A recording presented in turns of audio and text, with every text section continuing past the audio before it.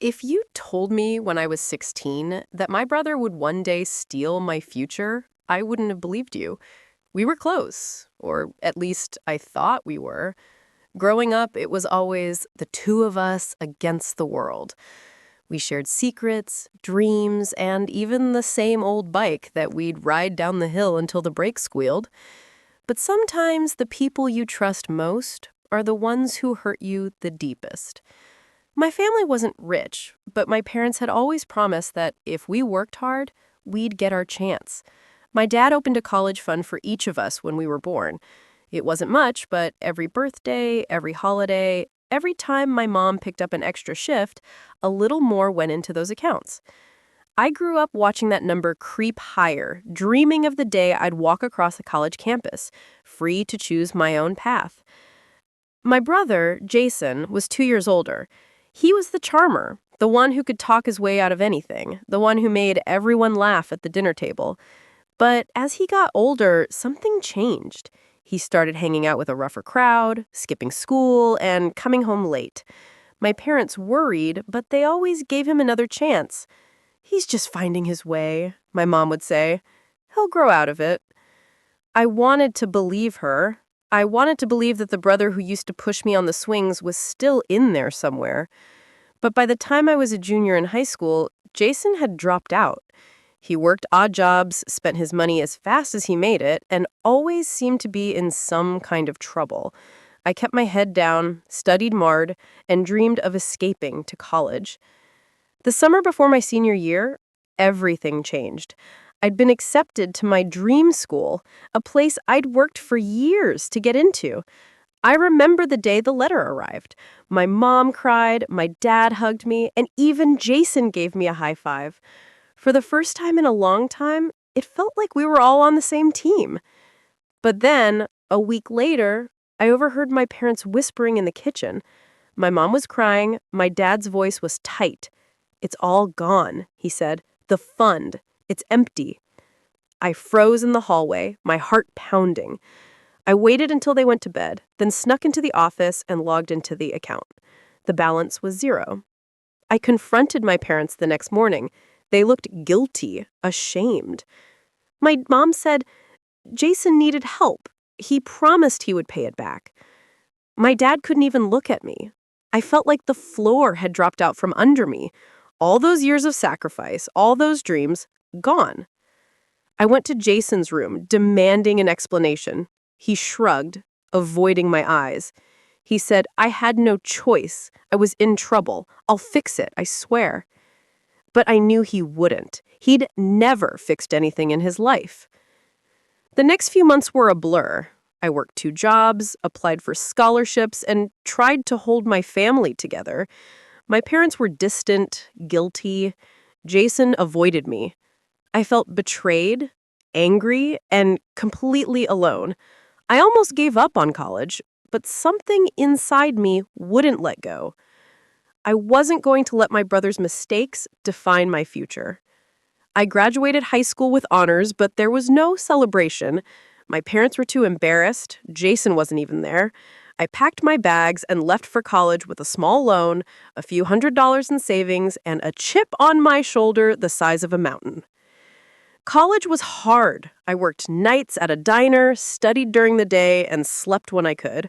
I watched other students go home for the holidays, get care packages from their families, and live without the constant fear of running out of money. I learned to be resourceful, to hustle, to never take anything for granted. But I also learned something else. I was stronger than I ever knew.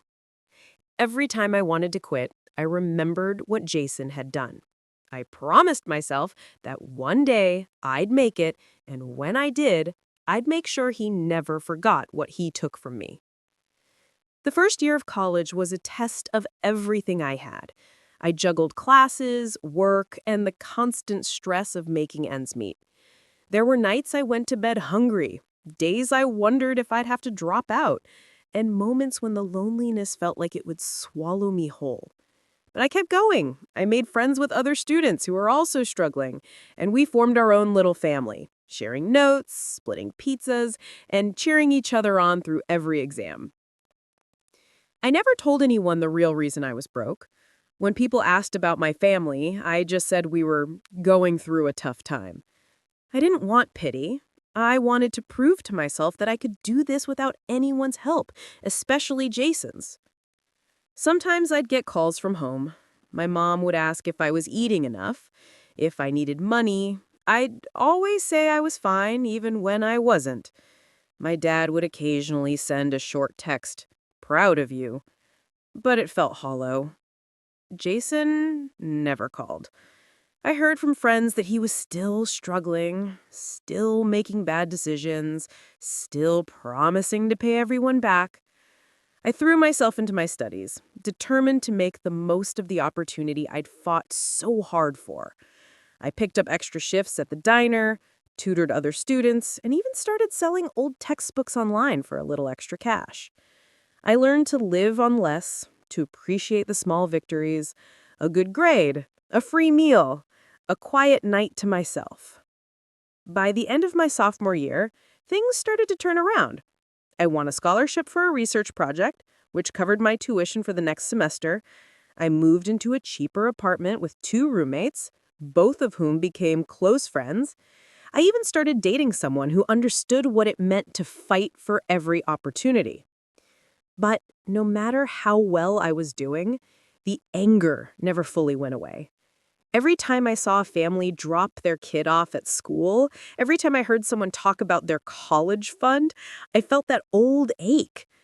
I wondered if Jason ever thought about what he'd done, if he ever regretted it, or if he just moved on like nothing happened. One day, during my junior year, I got a call from my mom. She sounded tired, older than I remembered. "Jason's in trouble again," she said. "He needs help." I felt the familiar mix of guilt and anger rise up inside me. "I can't," I said. "I'm barely getting by myself." She cried, but I stood firm. I was done cleaning up his messes. After that, the calls from home became less frequent. I focused on myself, on my future. I graduated with honors, landed an internship at a top company, and started to see a path forward that didn't involve constant sacrifice. I saved every dollar I could, determined to build a life that no one could take away from me. After college, I moved to a new city and started my first real job.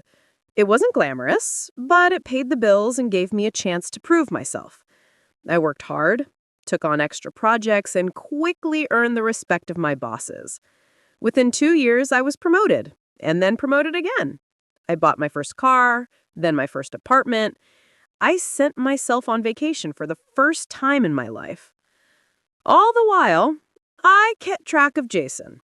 I heard through the grapevine that he was still struggling, in and out of jobs, in and out of trouble. My parents were still trying to help him, still hoping he'd turn his life around. I felt sorry for them, but I also felt relieved that I wasn't the one they called anymore. Then one day, I got an invitation to my 10-year high school reunion. At first I laughed. Why would I want to go back? But then I had an idea. What if I used this as an opportunity to show Jason and everyone else just how far I'd come? What if I sent him an invitation he'd never forget? I spent weeks planning. I rented a luxury car, bought a new outfit, and made sure my name was on the list of guest speakers. I even arranged for a few old friends to be there, people who knew the whole story. I wanted Jason to see that I'd made it, not in spite of him, but because I refused to let his betrayal define me. The night of the reunion, I walked into the gym with my head held high. The room was filled with old classmates, teachers, and parents. I saw Jason across the room, looking older, tired, and a little lost. For a moment, I felt a pang of pity. But then I remembered everything I'd been through, and I smiled. The reunion was a whirlwind of faces and memories. People I hadn't seen in years came up to me, asking about my life, my job, my success. I could see the surprise in their eyes when I told them about my promotions, my travels, and the life I'd built for myself. For the first time, I felt like I belonged. Not because of my family, but because of who I had become. Jason kept his distance at first. He stood with a few old friends, laughing too loudly, trying to act like nothing had changed. But I could see the nervous glances he kept throwing my way. It was almost as if he was waiting for me to confront him, to call him out in front of everyone. But I had other plans. When it was time for the speeches, I was called to the stage.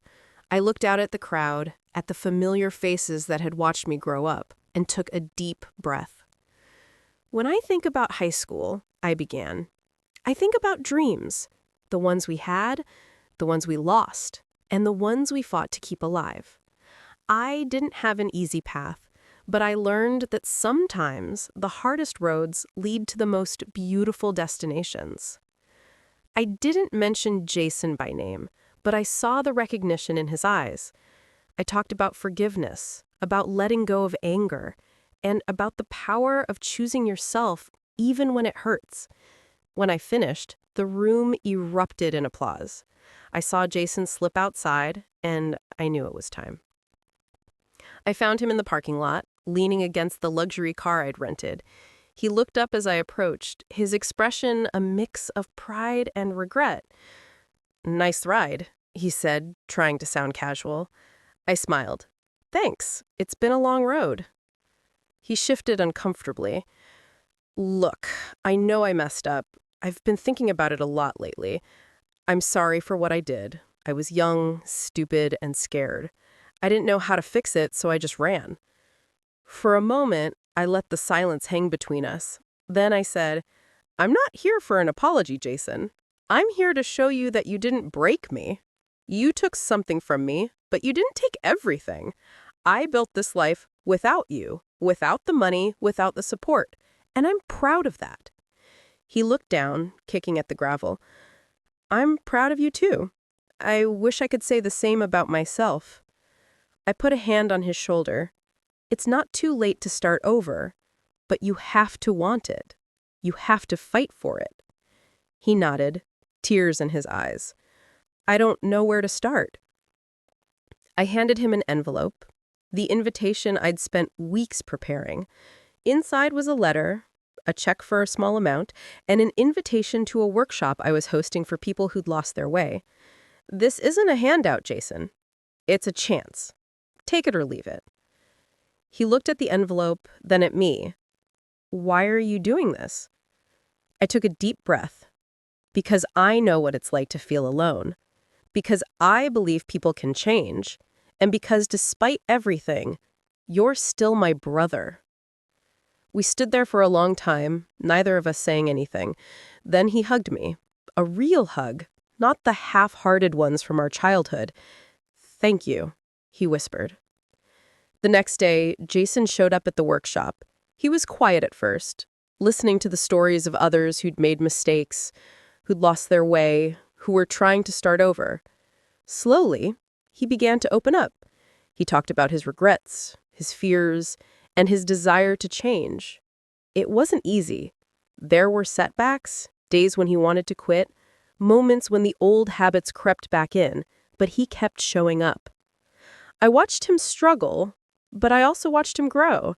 He found a job, started paying off his debts, and even reconnected with our parents. It wasn't a fairy tale ending, but it was real. And for the first time in years, I felt hopeful about our future. As the months passed, Jason and I started to rebuild our relationship. We went to dinners, talked about our childhood, and even laughed about the old days. It wasn't perfect. There were still hurts, still things left unsaid. But we were trying, and that was enough. I realized that the invitation I'd sent him wasn't just for him, it was for me too. It was a chance to let go of the past, to forgive, and to move forward. It was a reminder that no matter how badly someone hurts you, you always have the power to choose who you become. Life moved forward in ways I never expected.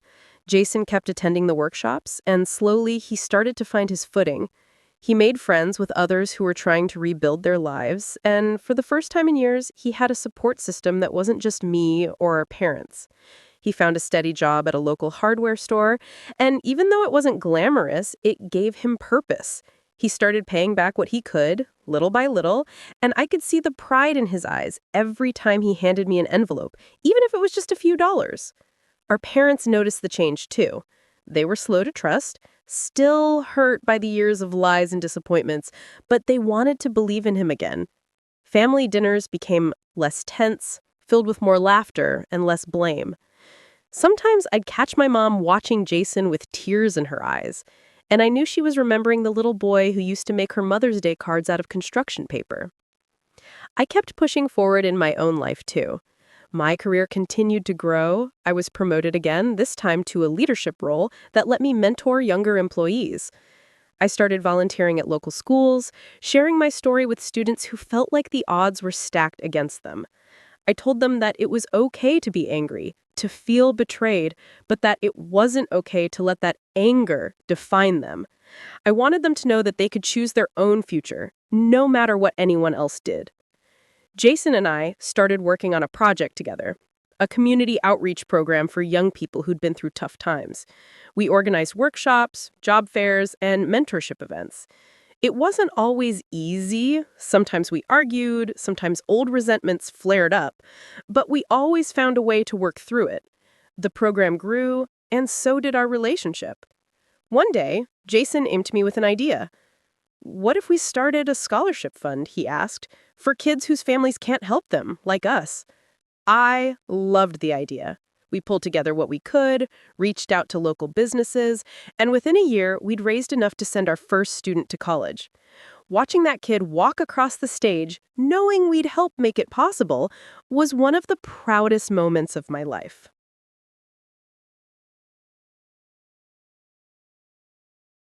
Our family wasn't perfect.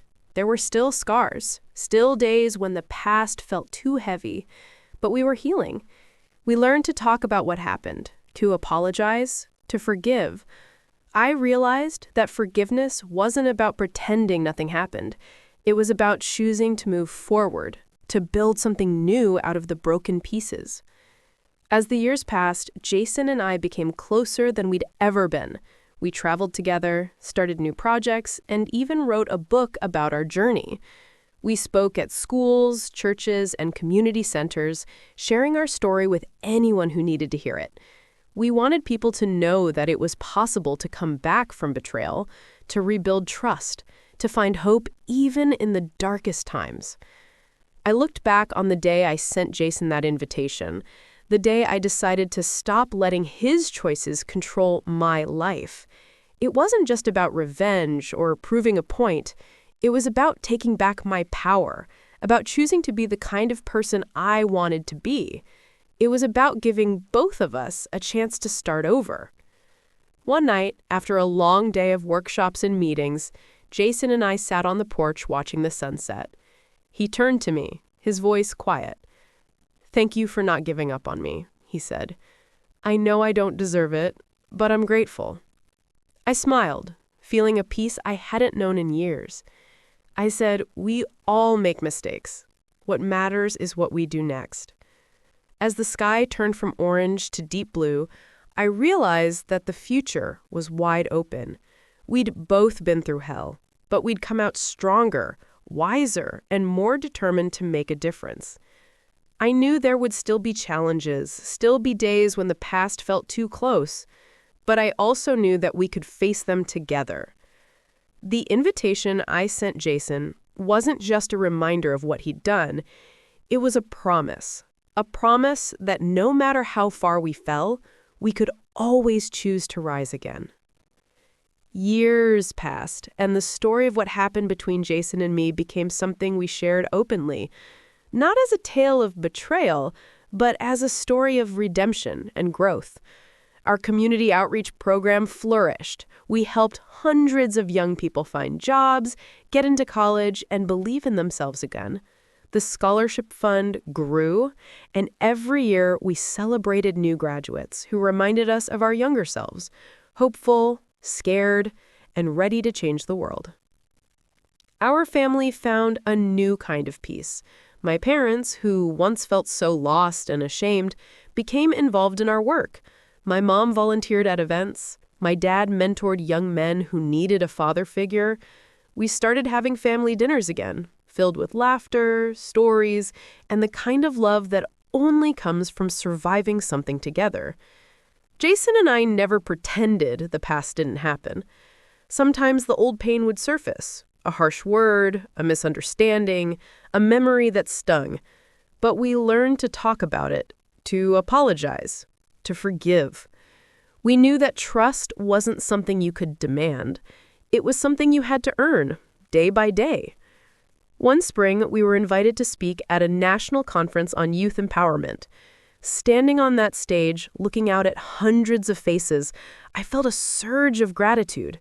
I talked about the power of second chances, about how even the deepest wounds could heal if you were willing to do the work. Jason shared his side of the story, the regret, the fear, the moment he realized he'd lost more than just money. He'd lost his family, his self-respect, his future. But he also talked about the invitation, the chance to start over, to be better, to make amends. After the conference, people lined up to talk to us. Some shared their own stories of family betrayal.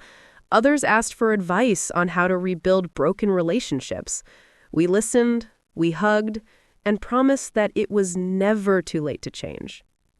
Back home, life settled into a rhythm. Jason met someone special, and I stood by his side as his best man when he got married. I bought a house, filled it with art and memories, and hosted holidays for friends and family. Our parents grew older, but they were happier than I'd ever seen them, proud of both their children, grateful for the chance to be a family again. Sometimes I'd sit on my porch at night, looking up at the stars, and think about how different things could have been. If I had let anger win, if I shut Jason out forever, if I had never sent that invitation, would we have ever found our way back to each other? I didn't know, but I was glad I took the chance. The invitation I sent Jason wasn't just a reminder of the past. It was a doorway to the future. It was a challenge, a gift, and a promise all at once. It was my way of saying, I'm not defined by what you did to me. I'm defined by what I choose to do next. If you are listening to this and you've ever been betrayed by someone you love, know that you're not alone. It's okay to be angry, to grieve, to take time to heal, but don't let that pain close your heart forever. Sometimes the greatest revenge isn't getting even. It's rising above, building something beautiful, and inviting others to join you on the journey. My brother stole my college fund, but I sent him an invitation he'll never forget. And in doing so, I found peace, purpose, and a family stronger than I ever could have imagined.